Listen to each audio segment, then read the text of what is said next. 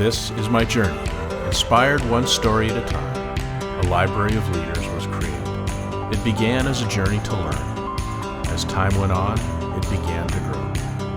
All it needed was a platform, and this podcast was created to listen, to inspire, to share. I am a storyteller, and this is my journey.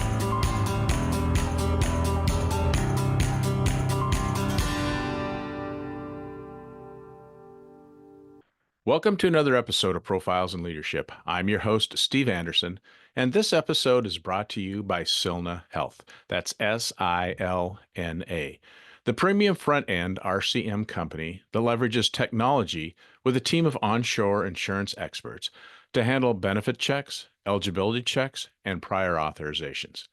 Finally, a vendor that you can trust, like a full-time employee that scales with your business. Just mention the Profiles in Leadership podcast to receive a free trial. Today, our guest is Nancy Phillips and Michelle Collie. Nancy is the co-founder and managing partner at Rallyday Partners, a private equity firm built by founders for founders focused on lower middle market growth companies. Nancy and the founding team at Rallyday wanted to build the private equity firm that they would have wanted to partner with on their own entrepreneurial journeys. In practice, this involves a multi-stakeholder approach and an intense focus on purpose, culture, leadership development alongside the typical focus on growth and financial returns. Rallyday's purpose statement is to empower leaders to go even bigger, create the most value for the most people, and share in the experience of a lifetime. As managing partner, Nancy leads efforts to identify new investment opportunities and guides value creation efforts in partnerships with portfolio company leadership teams. A longtime leader in Denver's tech industry, she co-founded Via West in 1999 and served as its president and CEO, successfully scaling the company to become one of the largest co-location and cloud providers in the industry. In 2017, the company was acquired by GI Partners for $1.675 billion and combined with Peak 10, another IT infrastructure powerhouse. The company is a leading provider of data center solutions spanning co-location, connectivity, cloud, managed solutions, and security services. Nancy served as chair of the board until the end of 2024. And we also have with us Michelle Collie, who a lot of us know. Michelle, you have been on this program before, and it might surprise you. I looked it up. Last time you were a guest on this show, it was May 25th, 2018, and it was episode 25, and I've done over 225 episodes now. So you were one of the early guests, and so I thank you for being there. Well, I appreciate it. And you don't look a day older from that time when we had that interview, Steve. And I hope you'll say the same about me. Well, absolutely. And you're so kind. So just to give a little background for those who maybe don't know Michelle that well. So I remember the story that you were an employee of a physical therapy clinic, and the owner was looking to move on. So you purchased the practice from him and started, I believe, 8 months pregnant, which the timing was unusual to say the least. And you took that one clinic and grew it to how many before you partnered with Rallyday? So I believe we were around 14 or 15 when we partnered with Rallyday, which was at the end of 2021. Okay, that's great. And we can tell from a little bit of that accent that you're originally from New Zealand and came to the U.S., and their loss but our gain, you stayed. And so here you are in Rhode Island. Exactly. Yes, Okay. my 1 year trip has now officially reached the 30-year mark. Okay, that's great. We actually, it's funny, Steve, that's one thing that Michelle and I have in common. We're immigrants to the U.S. I'm from Canada and she's from New Zealand. So similar, we found our way here, and serendipity prevailed, and we connected in 21, as she says. Well, that's a great. So let's talk about that connection. So, Michelle, you've got this practice that's been admired by many in the PT world, and you grew it, and people that work for you love working for you, and then you decide to partner with a private equity firm, which was Rallyday and Nancy. So, why did you make that decision, and what were you thinking? Why did you need a partner? It's a great question, and one that still many people ask me. But back at that time, I was 49, and I was thinking, what next? And we'd grown a practice, and you said it really well. People loved working at what at that time we were called performance physical therapy. We'd come through the pandemic. I was really proud of our team. I believed we had a great product. We're doing really good work. It was like, how do we ultimately help more people? And when I mean help more people, it's help more clinicians practice at the top of their license, grow as leaders, grow as people, and also continue to evolve our product. We've always been a very much teaching facility. And I wasn't really sure how to scale it. And I actually worked with some consultants and said, help me answer this question. What next? Do we go at this alone? Do we bring on a partner? So I spent a lot of time. I certainly didn't go to market to find a private equity partner. What I did was say, here's the question I have. I need to come up with a solution by the time I turn 50 was my goal. And during that process, I had the opportunity to learn a lot, meet a lot of people, think a lot about strategy and what next and what would support our brand and our people and our vision. And during that process, I was introduced to Nancy Phillips. And I think it's separate that it's private equity. Private equity is the mechanism that's supporting our business grow, but was really about the people. And Nancy's organization and the founders, built by founders for founders, really spoke to me. Very much about leaning into culture, people. This journey is personal as well as professional.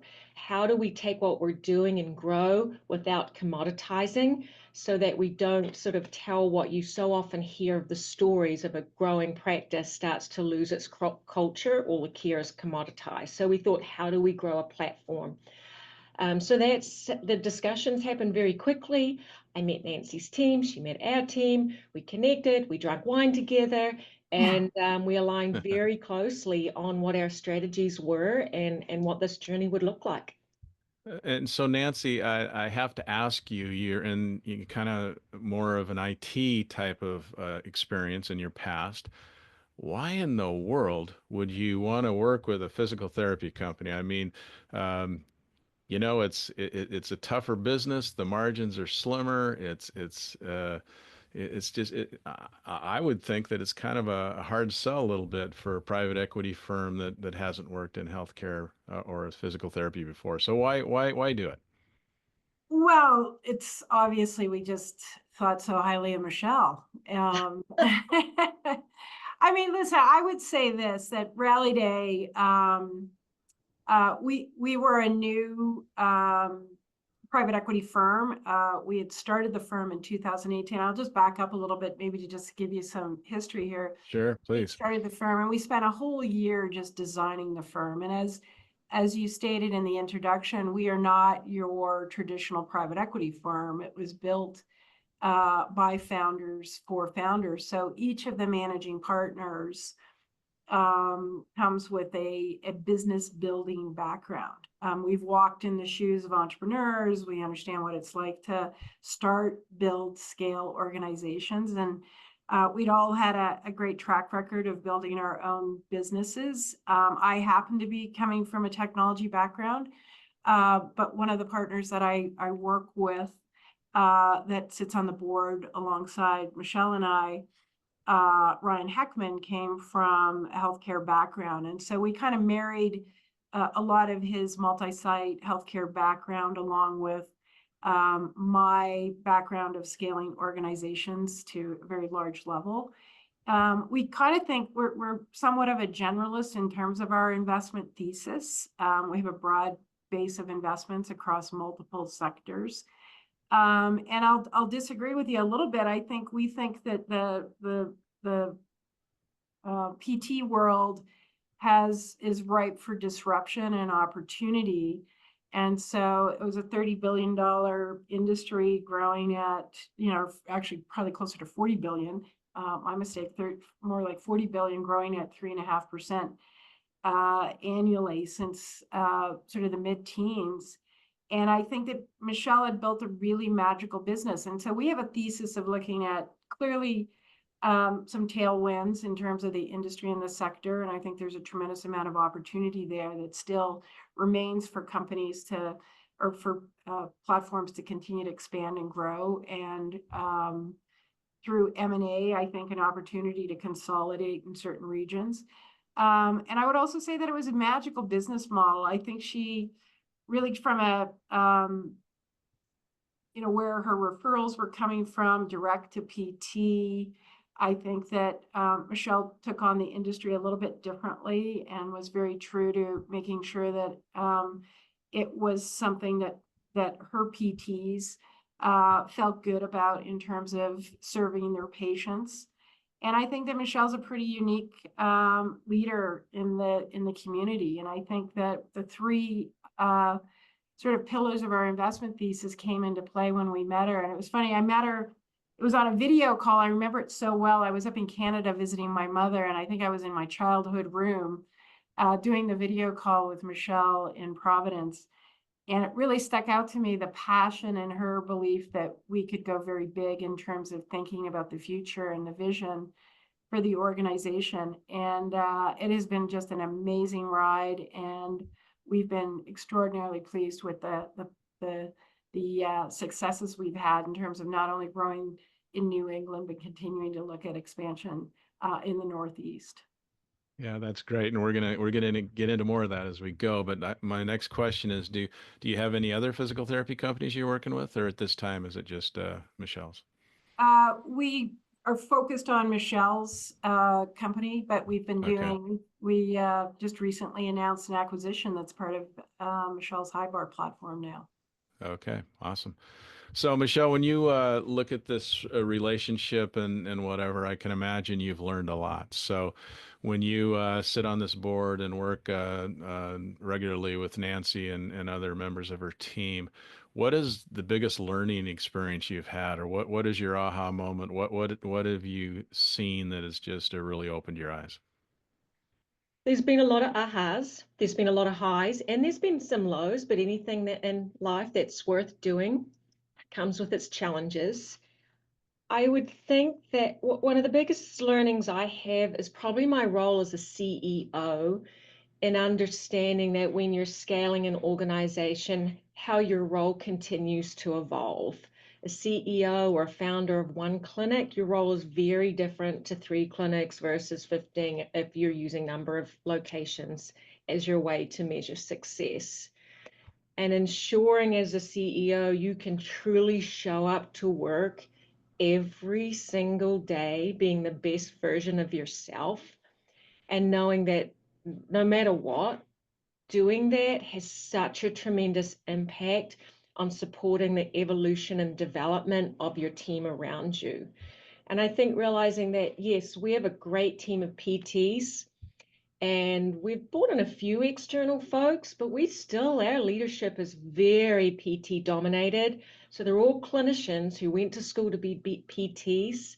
So figuring out how to support people in their journey to be leaders and managers definitely takes investment and time and some patience. So for me, going through that journey, not just for myself, but then how do I show up to support everyone around me moving in that direction? Because to me, success is when the day-to-day clinician can show up to work and be empowered and love what they do because of the people in the clinic they work with and their clinic director, not because of me.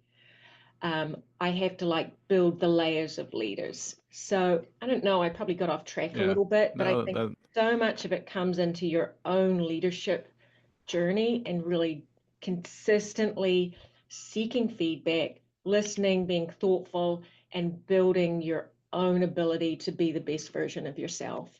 okay. And bring us up to date a little bit. How big is the company now? So how many locations do you have, and how's it scaled since you became partners with So Rallyday? we're now at 34 actual locations. Some of those have multiple clinics within them, some specialty services, and some of that's been escalated by our acquisition or partnership with Peak Physical Therapy and Sports Performance that we completed in the fourth quarter of last year, and that's a practice in Massachusetts.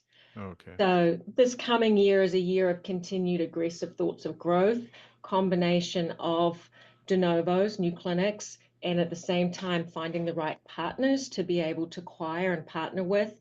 Again, we're very much focused on finding organizations that are very culturally aligned, that certainly believe in the profession the same way that we do. We have a strong philosophy that we do no harm when we do a partnership or acquisition. And so we have to be culturally aligned if that's going to work out, because we certainly don't want to do any harm to existing practices. Sure.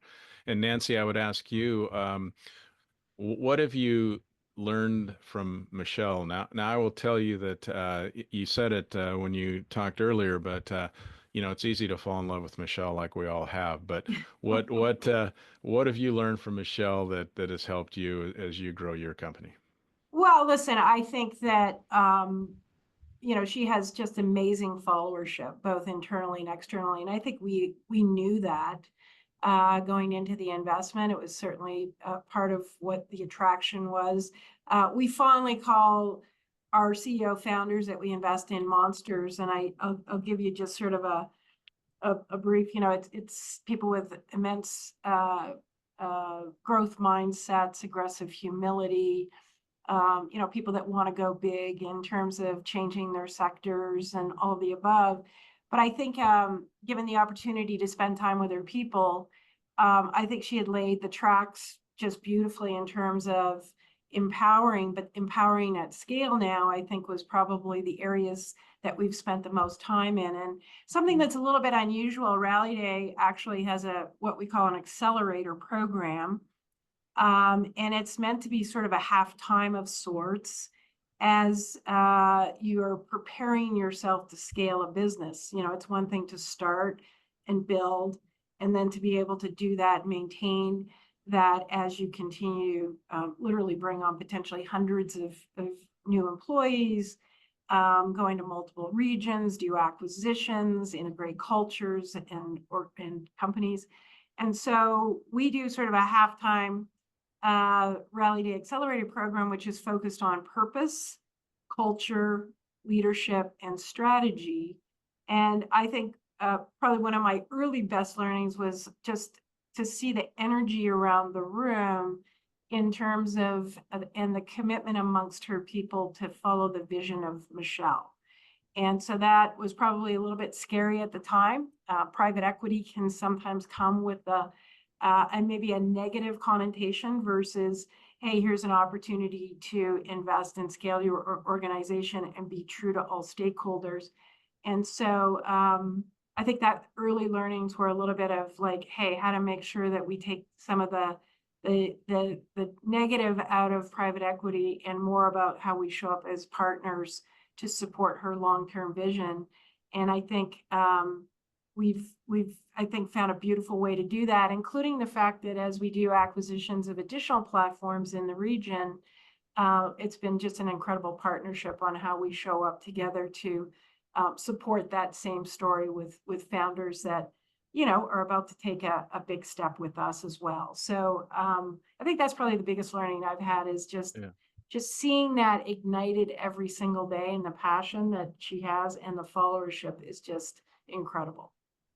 Well, you're right. In the physical therapy world, sometimes private equity does come with a little bit of a negative connotation, but I can tell you that word on the street is this one is different. So, and I think a lot of people are watching this very closely and like, why is it different and what makes the difference? We've talked about some of the things, but maybe Michelle and Nancy, you can kind of tell us why you think this is different.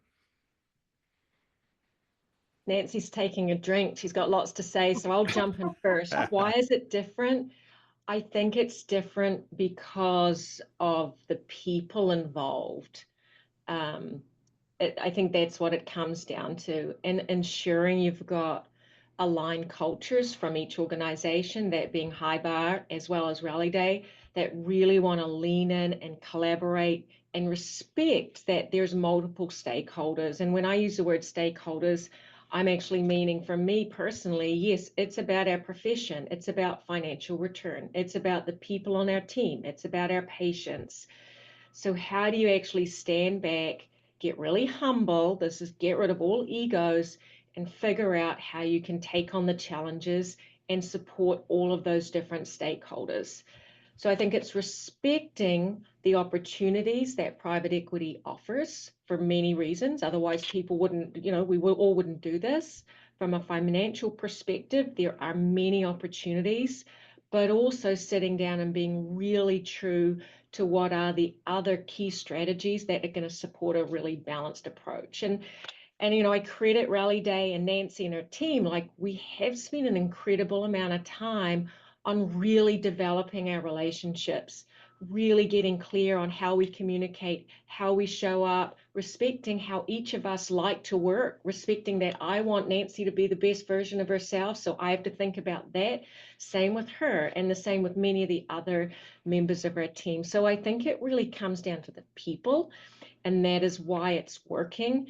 And I look forward to the day to be able to somehow playbook or write down or help people understand these things so that there isn't this like black cloud over private equity.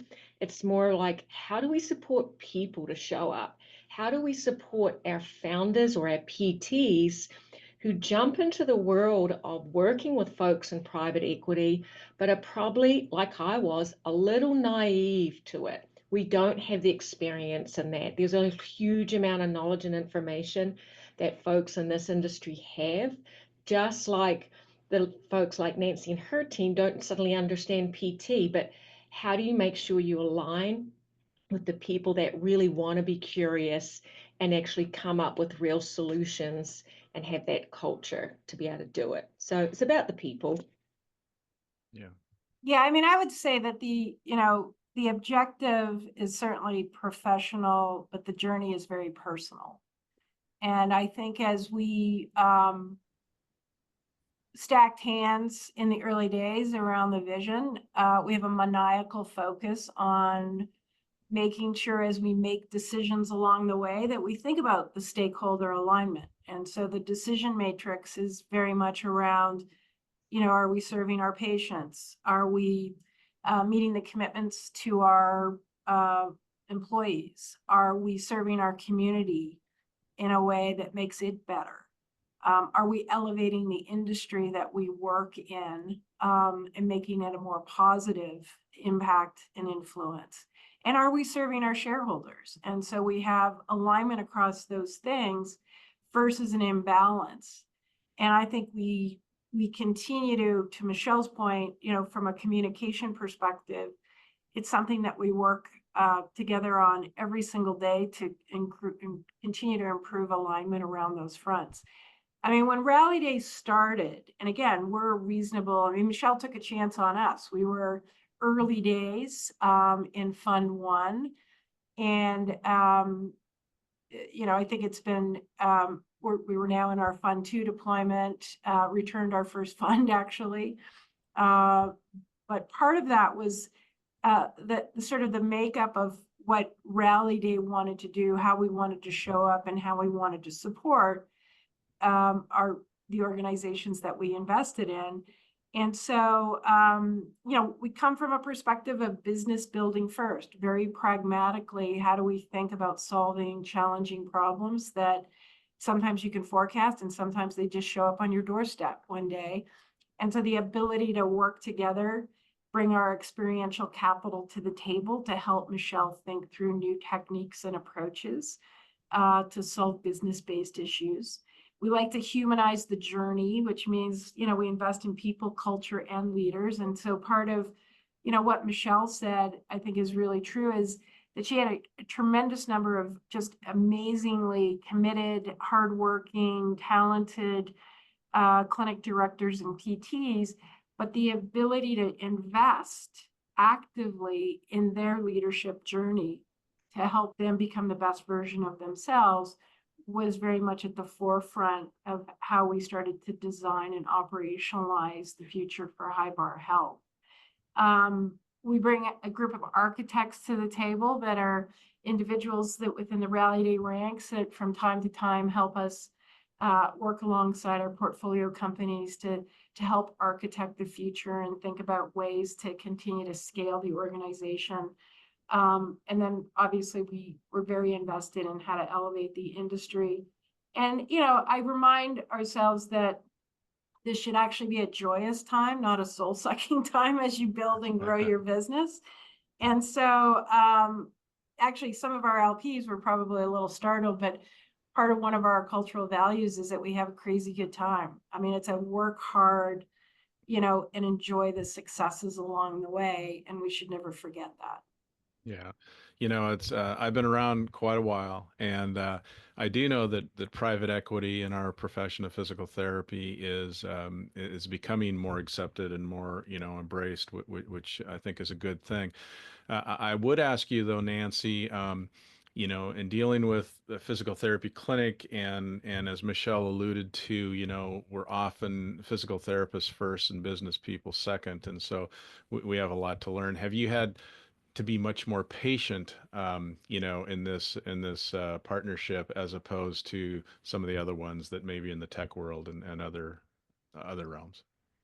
I mean, I don't think there's any shortcuts. And so I think we have just seen tremendous people rise through the ranks within High Bar Health. So it's almost like given the opportunity to enable people that have a growth mindset and want to learn and participate. I mean, it's just been, when you see that happen and certainly how Michelle has scaled her organization and how people have risen through the ranks to embrace, how they continue to provide great capabilities within their four walls, serve their PTs in an exceptional way and serve their patients. And things can sort of be integrated in a way that serves both the business needs along with making sure that we always stay true to the mission of the organization in serving our patients. And so I think it's more, if you walk in with the thesis that they will simply be PTs first versus thinking about the opportunity to embrace how they continue to grow and expand as leaders, I think you limit people versus expanding their opportunity. And I think High Bar Health is a perfect example of really setting the tone for what leadership looks like within the ranks. That's kind of the key. When you enable people, you see extraordinary things and provide them the environment and the opportunity. Yeah, and at the end of the day, I mean, let's be true in the sense that it is about money and it is about return on investment. So, a skeptic might say, well, this all sounds really great, but at the end of the day, can you really make your return that you want by focusing on culture and leadership development, things like that? Or is it, do you just have to look at it in a different way?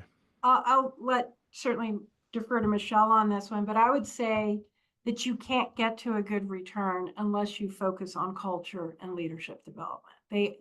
They are sort of, in our view, the essential framing and foundational tools to be able to elevate an organization to meet the moment, especially as they grow. I would argue that most don't reach their return thresholds because they don't invest in the most important. And I think that's probably a little bit of Rallyday's founder culture. Like, what would we have wanted? What did we learn along the way? And so at the fabric of Rallyday is a lot of our hard knocks learnings as business builders and scalers of business. And it really doesn't matter what sector we invest in. These are tried and true foundational tools that are essential to really help organizations through what are some challenging organizational change. It's one thing to buy or add an organization to the platform. It's another to really show up in a way that culturally meshes and provides opportunity and leadership potential to the company. So I think they're kind of essential, not nice to haves, but must haves if you're going to get to a good return. And I would say the same. I think we all realize there's shortcuts you can take. And if you said to me tomorrow, like, figure out how to get your EBITDA as high as you possibly can so that this can happen and that can happen, yeah, you're going to take shortcuts and that's going to impact your culture and leadership and that'll have long-term ramifications. So I think it's about getting really understanding about the not just short-term but long-term impact of the decisions that are made. And yeah, if you're going to shortcut it and leave out culture and leadership, it's not going to do you any. It's not going to do you any good in the long term. And even as I forget which podcast I was listening to on the weekend, but it really highlights when you have passionate, culture-driven, smart people in any role. I mean, you can have two of those, which is going to give you a much higher return and much better results than if you have 4 or 5 mediocre people. So to me, like, invest in the right people with the right culture, and you will see a much higher return on that investment. Well, you And two are definitely, go you don't ahead. have to believe us. I mean, there's the McKinsey reports out Sure. there that Yeah. talk about sort of the health index of companies, and they would say enabling leaders in the organization, giving them the opportunity to almost become sort of entrepreneurs within their own ecosystem, giving them the tools and certainly the construct to be successful, but also the fact that culture remains probably even more important. And I would say even from a generational perspective, becomes sort of an essential secret sauce to companies that perform at high levels. And so you don't have to believe us. The data is out there. I think Yeah. the empirical data to support why these are really important things to focus on. Well, you two are speaking my language for sure. It's something I've always believed in. And, I think a few years back at the Graham sessions, I gave a speech. I'm sure Michelle was probably there. And during that speech, I made the comment, I said, give me a team that works well together, trusts each other, and I'll bury your spreadsheet any day of the week. And I just really believe that.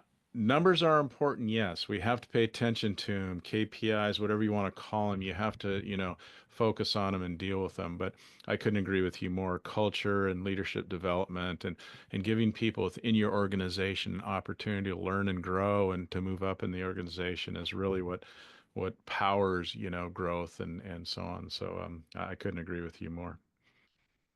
Michelle, when you look at this partnership now with Rally Day, what do you know now that you had no clue about when you started? Oh, I could write a whole book on this, Steve. You probably will write a book about it, so count Well, I'll on it. probably use AI to do it because I'm not a great writer. So, but I could do that. What do I know now? I've gained a much better appreciation about who I am as a leader and how other people perceive me. So that helps me show up much better to support and empower the people around me. So learned a huge amount about myself, and that's impacted me personally and professionally. Some of the things I've learned I like, some I don't like, but it's been really helpful into supporting that journey. I've gained a huge amount of more appreciation about the importance of clarity in your strategy, in your structure, and the processes, and how to avoid getting distracted, being disciplined, all of those elements that as you grow an organization, I think become more vital. When you have one clinic, yeah, you can wing it. You don't need things in place, and you can have this great clinic with this great culture. But as you scale, depending on how many clinics or however you want to measure the size, there's these different points where you're like, oh, I got to level up the amount of structure or level up the clarity in the systems we use and how we communicate. So it's understanding when you're getting to those points to think, oh, now's a time where we've got to restructure a little bit and get real clarity on roles and responsibilities so that people are set up for success. I personally, I don't think I'm not a particularly good manager because I'm probably a terrible manager. Nancy's laughing. I suck at managing. I love just like I love connections, problem solving, thinking big picture and all of that. And I just expect people are going to be able to do what they need to do. And I've learned very much so that I'm just weird or different. and that you're much better off establishing really good systems and processes and structure, just like you do for your teenager, so that then they can be really successful rather than just thinking they know how to do it on their own. So I think that appreciation of how all those things fit together, and then in my role, just being able to stand back and make adjustments and guide rather than ever trying to manage. Well, that sounded pretty humble. What do you think of that self-assessment, Nancy?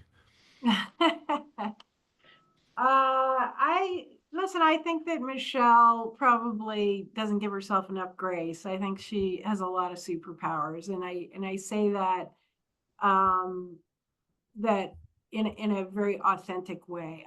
You know, it's clear that I have a lot of admiration for Michelle, and um you know, I'm an entrepreneur myself, and so I always think the bravest thing you ever do is start a company. I think it's one of the bravest. And so I think what she described is she's a big thinker. She's a visionary. She is a quintessential entrepreneur. It's like, here's my North Star and where I want to be and where I want to go.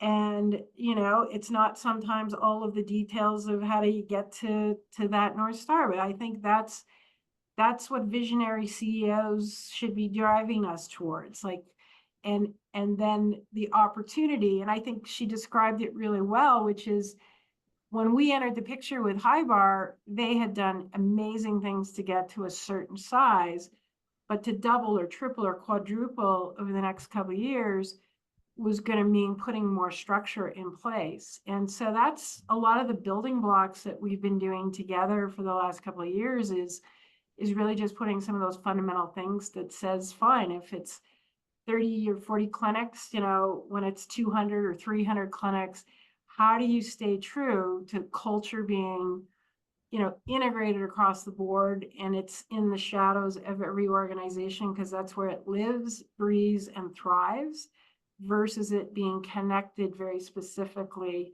to the founder.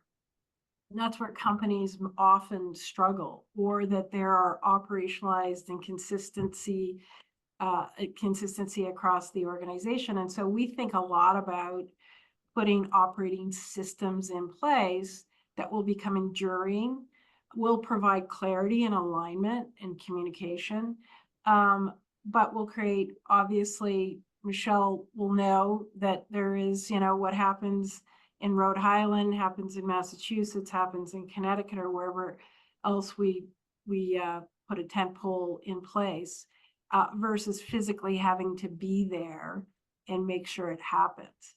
So I think that's sort of, and, you know, if I was going to flip the question, I'd say, what is Michelle, the gift that she's provided us, I think is, as I described, you know, she was one of our early investments in Fund One, and we were a new, you know, investment group, and her confidence and faith in us and the rolling out of the programs that we had developed, she's provided us a ton of learnings, and we have iterated and strengthened our programs based on a lot of the feedback that she provided us along the way. And so, you know, I think that's the way it works, that, you know, we are building our businesses together, and that there's always a push and drive to iterate for, you know, in constantly improving, you know, how we operate. And so I'd say that was a huge gift that she's provided Rallyday as well. Yeah. Michelle, you've been involved a lot at peer conferences, national conferences in the physical therapy world, and so you know a lot of people, you see a lot of people. When you made this decision going forward, with Rallyday, or really with any private equity firm, did you feel judged? Um, did you feel like people were questioning your decision or watching you closely? How did that feel, and how do you deal with it? All of the above.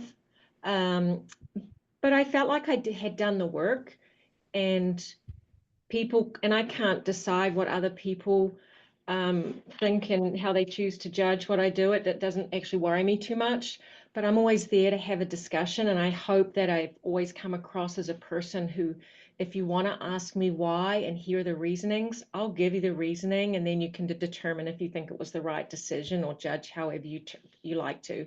I think part of that is a personal journey through it, is learning how to continue to show up and be very comfortable with the decisions that you've made, as long as you've done the work there and are doing it for the right reasons. So yes, I'm sure I was judged, and I'm sure people thought of different things, and I'm sure people are still watching, and that's okay, because what I do hope that through this, whether it's this year or in 3 years or 5 years, I do hope that the learnings and this journey provides additional resources and learnings that help our profession as a whole. Things like, how do we integrate more leadership and management training for people who start a business so that they can be in a better position to make the right decisions at the right time? So I would love ultimately that my journey can help more people, especially in the physical therapy world, which I'm obviously passionate about. And again, when I think about that, it makes me lean away from any concerns of people judging. Well, I think the proof is in the, in what happens. And, I can tell you that from my experience, the people that work for you, um, still love working for you and like working for you even more. And they're so pumped and they're so excited about the future. To me, that's the proof. If all of a sudden people were, not motivated or thinking that, oh, this is not going to last, or whatever the issue may be. But I certainly don't see that from what I've seen and from what I've heard of the people that work for you. So congratulations on that. Thank you, Steve. And to me, that is the ultimate sort of foundation, is we, even when we partner with or bring on a practice, the number one KPI that we establish and figure out is, how do we support retention of the current team? Yeah. Because one of the worst things would be having people leave for whatever reason during that transition, during an integration. And so we look at that closely when we do partner with organizations and take it very, very seriously. And we continue to do it at High Bar, where, I am proud our retention rates are higher than they've ever been in the last year, and certainly exceed the industry standards. And I'll continue to lean in to support that for sure. So without getting too far into the weeds, tell us, what does your leadership development program look like? Is it very structured? Is it very formal? Just kind of give us an idea. If I'm thinking, yeah, what does this leadership development program look like? I'll let Nancy speak to what Rallyday does specifically, because I do think that's at a different level and more for senior leaders and executives. For us at High Bar, we did have a program that we developed over many years. And I think with the work that we've done with Rallyday, being able to make it more sophisticated and continue to elevate it. So we have something called a HILLS program. That's High Bar Investing in Leadership, which is a year-long program. It involves a lot of in-person case studies, virtual, really real learnings that align with supporting potential leaders, whether they want to be clinic directors or want to be faculty, or want to be great members of APTA and serve for advocacy, support many of those skills that Nancy talked about, from communication and time management and purpose, giving feedback, receiving feedback, all of those elements. We incorporate that into even all of our management training for all of our staff. So even as a new graduate who was starting at High Bar, even from, you would have quarterly check-ins, which are very much revolving around mentorship, creating goals, being objective, how are you developing yourself as a person as well as a clinician, and then those leadership skills, I believe, really support your ability to be a better and happier clinician.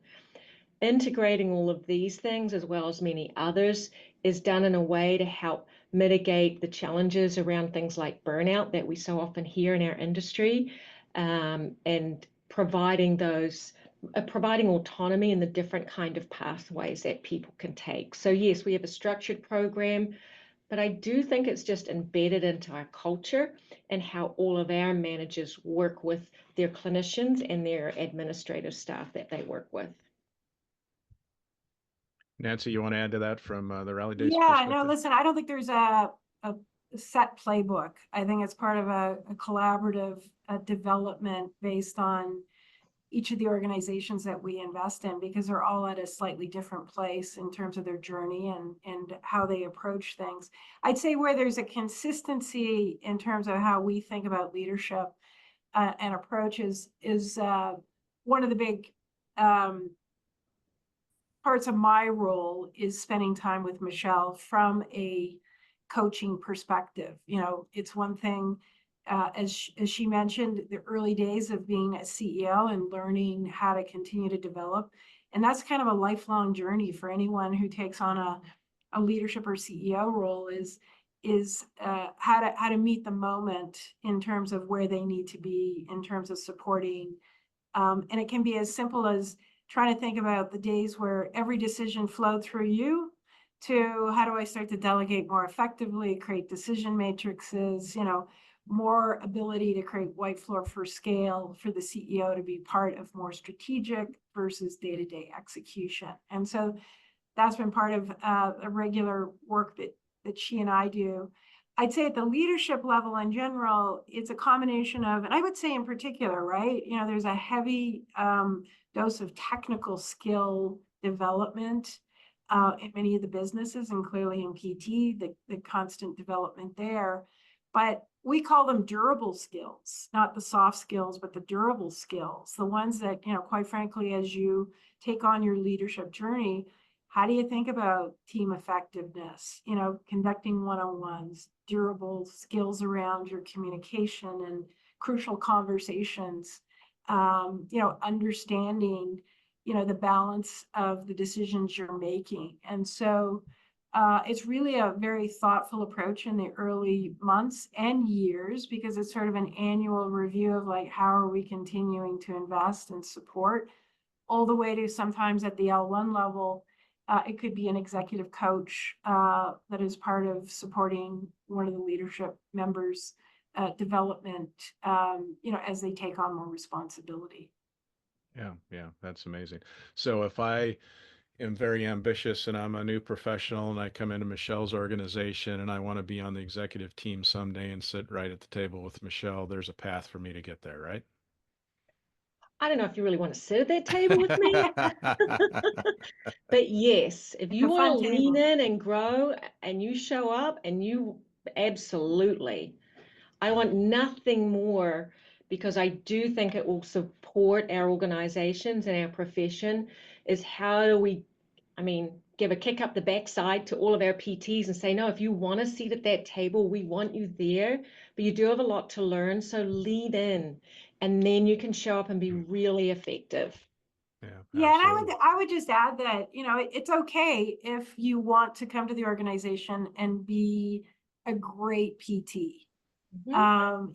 Practicing at the top of the license and doing great work and having a support, but knowing that you're going to be working in an environment that comes with people that really have leaned in to be great and very effective leaders and bring the best out in you. And so I don't think it's always, hey, you must rise through the ranks. It's as much as you can be great here and we'll help support you. We will provide you the tools and the development and the time to become the leader that you need to be. So for all you PTs out there that are looking for a great organization to work for. Yeah. Well, what you just said is what attracts people to the PT company, because we all, I would say me for sure, and probably Michelle as well, we just wanted to be the best physical therapist, hands-on, treating people, helping others that we could ever be. And the fact that we somehow evolved into these leadership and management and chief officer roles, was never in my imagination early in my career. So sometimes it just evolves and happens. So organizations that allow you to learn and grow in that way are really what we're looking at. So, yeah. Well, I think it's a call out to the industry, because there are so many leaving the industry. Yeah. Right? There is a real crisis in terms of, number one, providing great long-term career opportunity for people that are entering the sector, to how do we continue to grow and develop and provide great work environments for people to stay in the sector. And so there's sort of like a obligation we all have to, like, let's make this better so that we we are able to serve more patients in the future. I mean, one of the things I learned early on when we were studying this space was the number of people that live with chronic pain and the ability for that to change. And I think that this sector in particular is very well equipped and prepared to help solve that. Yeah, Really. absolutely. You know, in anticipation of our discussion today, is there anything that I haven't asked or haven't covered that either of you want to be sure to get in the program? I don't think I do. I mean, actually, I will ask you one question, Steve.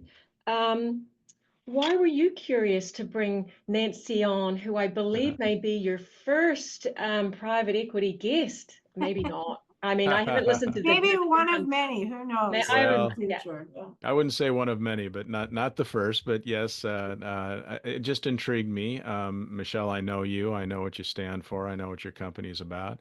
And you know, seeing you and this company go forward, I figured there had to be a really good partner involved. So I wanted to meet that partner and talk to that partner. So that's why I thought it would be fun to have both of you on and just kind of see what's going on in your brains. And you know, this podcast is all about leadership and it's all about learning and growing. So I just thought it would be a good to hear kind of both sides of the formula for that growth mindset as we discussed earlier. So yeah. Great.